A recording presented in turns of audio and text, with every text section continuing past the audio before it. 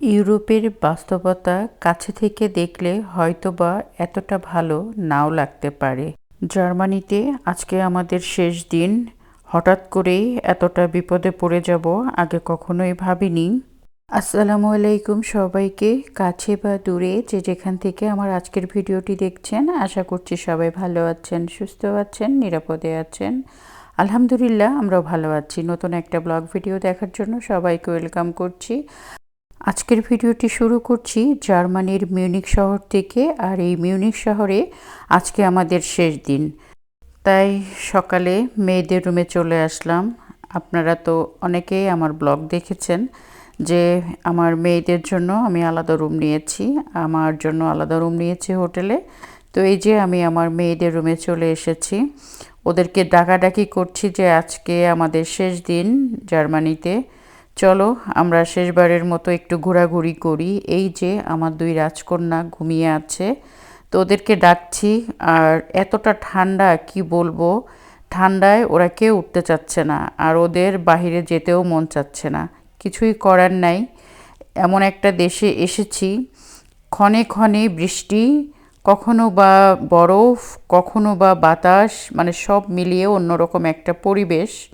আর এই পরিবেশটা আমাদের কাছে কিন্তু তত একটা ভালো লাগছে না। এই যে বাচ্চারা বলছে দেখো, সিগারেট খেলে যেরকম মুখ দিয়ে ধোঁয়া বের হয়, আমাদের মুখ দিয়েও এরকম ধোঁয়া বের হচ্ছে। তো এই যে আমাদের হোটেল থেকে আমরা এখন বের হব, আর খুব সুন্দর একটা জায়গায় যাব। এই জায়গাটা দেখেই আজকের মতো মানে আমাদের এই ট্যুরটা শেষ হবে, জার্মানির ট্যুরটা। ইনশাল্লাহ নেক্সট টাইমে আবার আসব, কারণ আমরা 1.5 মাসের ভিসা পেয়েছি। আমাদের এখান থেকে দু একটা জায়গায় যাওয়ার কথা ছিল, এই ঠান্ডার কারণে আমরা আর মানে যাচ্ছি না। আমাদের প্যারিসে যাওয়ার কথা ছিল, তারপরে পার্শ্ববর্তী যে দেশ আছে অস্ট্রিয়া, মাত্র যেতে 2 ঘন্টা টাইম লাগে।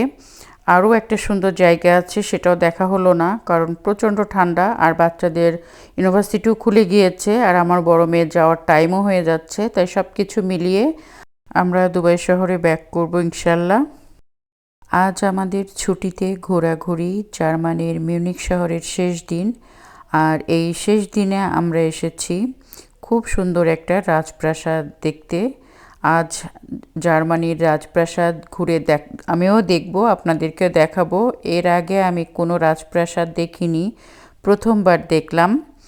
এত বিশাল, এত সুন্দর, মানে চোখ জোড়ানো একদম একটা মানে রাজপ্রাসাদ। আমি দেখে পুরাই অবাক। আর এত সুন্দর আমি আগে কখনোই দেখিনি, কোনো রাজার বাড়ি আমি দেখিনি, এটা আমার জীবনের প্রথম আমি দেখলাম। আর দেখে বুঝলাম এখন আমরা যে রাজাদেরকে দেখি তারা কি শৌখিনতা, আগেরকার রাজাদের তুলনায় মানে এরা কিছুই না। আর এই যে আমরা চলে এসেছি, বাইরে থেকে দেখছিলাম এতটা বিশাল, ভিতরে এসেই দেখি সবাই লাইনে দাঁড়িয়ে আছে, টিকিট কাটতে হবে। এখানে টিকিট কেটে তারপরে এই সৌন্দর্যগুলো দেখতে হবে। আর ভিতরে ঢোকার সাথে সাথেই মনটা ভরে গেল, মনে হচ্ছিল প্রতিটি দেওয়ালে সোনা দিয়ে বাঁধানো। প্রতিটা রাজা যারা শাসন করে গিয়েছে তাদের ছবিগুলো এত সুন্দরভাবে ডেকোরেশন করা, মানে চোখে না দেখলে কখনো বলে বোঝানো যাবে না। আর এই যে কারুকাজগুলো করা, মনে হচ্ছিল এগুলো সোনা দিয়ে বাঁধানো, এতটাই সুন্দর। জার্মানির রাজপ্রাসাদ দেখতে কেমন হয়, এই প্রাসাদটি বর্তমানে মিউনিকের রেসিডেন্ট নামে পরিচিত, যা জার্মানির সব থেকে বড় প্যালেস। বর্তমানে এটি একটি মিউজিয়াম। এখানে প্রায় 130টিরও বেশি কক্ষ আছে, আর প্রতিটি কক্ষে রয়েছে সুন্দর সুন্দর আর্টের কালেকশন। এর আগে দেখিয়েছিলাম আপনাদেরকে রাজার যে একটা সামার হাউস ছিল, তারা ব্যবহার করতো সামার হাউস হিসাবে, আগের ব্লকে দেখিয়েছিলাম। আর এই প্রাসাদে ওনারা বসবাস করতেন। আর এই প্রাসাদটা দেখতে যে এতটা সুন্দর, মানে কি বলবো, আপনারা যারা জার্মানিতে আসেননি একবার হলেও আসবেন শুধুমাত্র এই প্রাসাদটা দেখতে। আর এর যে কারুকাজ, নিখুঁত কারুকাজ, আর ওদের ব্যবহার করা যে জিনিসপত্রগুলো রেখে দিয়েছে, এতেই বোঝা যায় যে তারা কতটা শৌখিন ছিল। এই যে তাদের শোকেস, আর এক একটা মিরর, এত বড় বড় মিরর আর এত সুন্দর, মানে মানে ভাষায় প্রকাশ করতে পারছি না। আমি তো দেখে পুরাই অবাক। আর এই মিউজিয়ামটা ঘুরে দেখতে প্রায় 3 ঘন্টার মতো টাইম লাগে। আপনি যদি খুব ভালো মতো দেখেন তাহলে 2.5 থেকে 3 ঘন্টার টাইম লাগবে। আর যাদের পায়ের সমস্যা আছে তারা এখানে শর্টকাট রোডও আছে, মানে রাস্তা আছে, এক্সিট আছে, সেখান দিয়ে আপনারা অল্প অল্প করে দেখিয়ে বের হয়ে আসতে পারবেন। এই যে আমার পরিবারের সবাই খুব আনন্দ করছে, মজা করছে, দেখে খুব ভালো লাগছে। আসলে ছুটির দিনে, ছুটি হলে পরিবার নিয়ে এই রকম সুন্দর একটা প্লেসে আসা সবারই দরকার।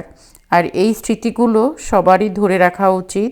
ফ্যামিলির সাথে টাইমটা দেওয়া বা ফ্যামিলির সাথে টাইম স্পেন্ড করা সবার দরকার। আমি মনে করি আমাদের মিউনিকে 6 দিন খুব ভালো সময় কেটেছে। আর এতটাই আনন্দ করেছি ভাষায় প্রকাশ করার মতো না। শুধুমাত্র বাহিরে বেরোতে পারছিলাম না, শুধুমাত্র ওয়েদারের কারণে। এত বরফ, বৃষ্টি, ঠান্ডা বাতাস, আর প্রচুর ঠান্ডা। ঠান্ডাটা কিন্তু অন্যরকম ঠান্ডা, শীতের ঠান্ডা না, বরফের ঠান্ডা, যার কারণে একটু কষ্ট হচ্ছিল। তাছাড়া কিন্তু এই জার্মানির মিউনিকে এসে আমাদের অনেক ভালো লেগেছে। শেষবারের মতো জার্মানির মিউনিকের এই মিউজিয়ামটা দেখে গেলাম। আর মিউজিয়ামটা দেখে খুবই ভালো লাগলো, একদম গুছানো সাজানো। তাদের ব্যবহার করা জিনিসপত্র, তারা কোন রুমে কি করতো, তাদের বেডরুম, এখানে তাদের মানে বিচার আচার হতো, যেহেতু রাজা, তারা রাজাদের যে একটা বৈঠকখানা থাকে বিশাল লম্বা, এই যে সেইটা আপনারা মূর্তিগুলো আশেপাশে দেখেই বুঝতে পারছেন। এখানে তাদের মানে বিচারের কাজ গুলো করা হতো। আর সব কিছুই এখানে লেখা আছে কোথায় কোন কাজ করা হতো। তো এখান থেকে আমরা সরাসরি উপরের দিকে যাচ্ছি। উপরে হচ্ছে রাজা রানীর থাকার ঘর, বসার ঘর, বাচ্চাদের রিডিং রুম।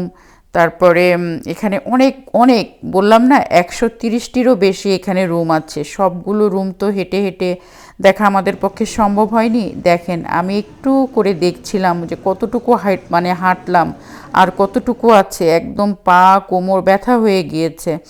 আর তারা যে এতটা শৌখিন ছিল তাদের জিনিসগুলো দেখেই বোঝা যাচ্ছে। আর সত্যি কথা বলতে এদের নাম উচ্চারণ করতে আমার মনে হয় যে দাঁত ভেঙে যাবে। সেই রাজাদের নাম, মানে এখানে কয়েকটা পরম্পরম তাদের বংশধরদের ছবি আপনারা দেখেই বুঝতে পারছেন। এরা সবাই কিন্তু এই রাজমহলে মানে তারা বসবাস করেছে। আর এই যে তাদের সমস্ত জিনিসগুলো একটু দেখাচ্ছি, কোটি কোটি টাকা খরচ করে তারা এই যে জিনিসগুলো ধরে রেখেছে, এটা বা কয়জন পারে। আর আমার তো মনে হয় না যে এত সুন্দর করে রাজাদের বাড়িঘর সব জায়গায় যত্ন করে রাখে।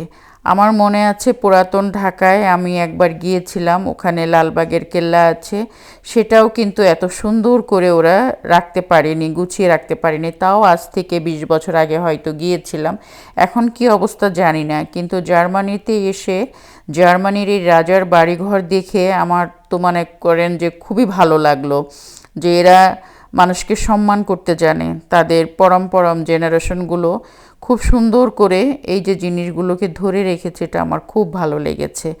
আর এই যে আমার বাচ্চারা খুব এনজয় করছে, এটা দেখে আমার খুব ভালো লাগছে। যাই হোক, খুব ভালো লাগলো মিউনিক রেসিডেন্ট মিউজিয়ামটা দেখে। পরের দিন সকালে ঘুম থেকে উঠেই দেখি কি অবস্থা, দেখেন বরফে একদম ঢাকা, বরফ পড়ছে। আর রাস্তাঘাটে মানুষও খুব কম।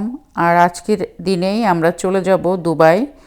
আপনাদের ভাইয়া খুব টেনশনে পড়ে গিয়েছে, এতটা মানে বাতাস আর বরফ পড়ছে, বলছে এয়ারপোর্টে আমাদের হোটেল থেকে যেতে 1 ঘন্টা টাইম লাগে। আপনাদের ভাইয়া খুবই ভয় পাচ্ছিল, বলছে কোন না বিপদে পড়ে যাই, এত বরফ, কারণ আমরা তো এরকম বরফ কখনো দেখি না। বরফের ভিতর দিয়ে গাড়ি যাচ্ছে। আর এই যে আমার ছোট মেয়ে নেহা, সে খুব মজা করছে, কি যে আনন্দ করছে ভাষায় প্রকাশ করা যাবে না। এই যে ঢুকছে বেরোচ্ছে বরফ দেখছে, গাছের পাতাগুলোয় বরফ পড়ে আছে। আমি আবার একটু বের হলাম নেহাকে দেখে, দেখি তো কীরকম বরফ। এই যে দেখেন গাছের পাতার উপরে বরফগুলো পড়ে আছে, একদম চিনির মতো গুঁড়া গুঁড়া। আর ভালো লাগছে, কিন্তু আমাদের কাছে সবসময় তো আমরা এরকম বরফ দেখি না, তাই একটু খারাপ লাগছিল। তো আমরা হোটেল থেকে বের হয়ে পড়েছি, এই যে আমাদের হোটেলটা। তো আমরা হোটেল থেকে বের হয়ে যাচ্ছি, আশেপাশে পুরো অন্ধকার হয়ে আছে, মনে হচ্ছে যে একদম রাত, আসলে কিন্তু এখন সকাল 10টা বাজে, মনে হচ্ছে অনেক রাত।